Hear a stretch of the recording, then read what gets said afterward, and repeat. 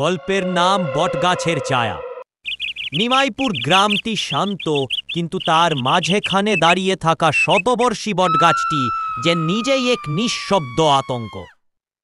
বৃদ্ধ মাধব কাকা বলেন, যে সন্ধ্যার পর ওখানে যায় পিতিলোক, সে আর নিজের মতো ফিরে আসে না। রাজীব শহরের এক সাহসী ফটোগ্রাফার, গ্রামে আসে প্রকৃতি আর গ্রামীণ জীবনচিত্র তুলতে।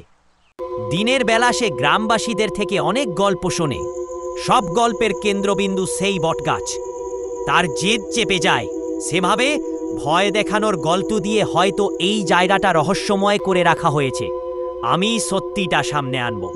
সন্ধ্যা নামার ঠিক আগ মুহূর্তে সে বটগাছের দিকে রওনা দেয়, ক্যামেরা হাতে, চোখে কৌতূহল আর মনে একটু ভয়। গাছের কাছে পৌঁছে প্রথমে সব স্বাভাবিক লাগে, কিন্তু কয়েকটি ছবি তোলার পর সে বুঝতে পারে তার চারপাশ কেমন বদলে যাচ্ছে। বাতাস ভারী হয়ে আসে, গাছের পাতাগুলো যেন ফেসফেস করে কথা বলছে। তখনই হঠাৎ এক নারীর কণ্ঠ, আমাকে কেন ডেকে আনলে? রাজীব চমকে তাকায়। গাছের ডালে সাদা শাড়ি পরা এক নারী বসে আছে, চোখ দুটো খোলা কিন্তু দৃষ্টি তীক্ষ্ণ। সে নামতে থাকে ধীরে ধীরে। রাজীব জমে যায়। নারীটি বলে, তুমি সেই একজন যে আমার কথা বিশ্বাস করো। আমায় ভুলভাবে বলা হয়, অথচ আমি কাউকে মারিনি। ওরা আমায় পুড়িয়ে দিয়েছিল ডাইনি অপবাদে। গল্প মরে নে। রাজীব বুঝতে পারে এই আত্মা প্রতিশোধ পরায়ণ নয়, বরং মুক্তি চায়। সে সিদ্ধান্ত নিয়ে গ্রামের মানুষদের সত্যি জানাবে। পরদিন সকালে রাজীবকে অজ্ঞান অবস্থায় খুঁজে পাওয়া যায় গাছের নিচে।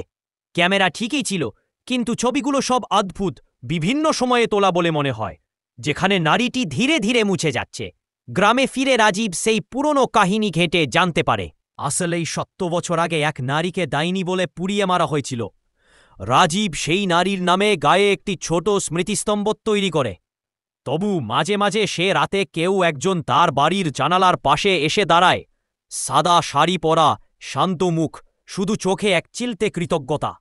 এই সমাপ্তিতে আমরা দেখলাম আত্মা প্রতিশোধ নয়, বরং মুক্তি চায়।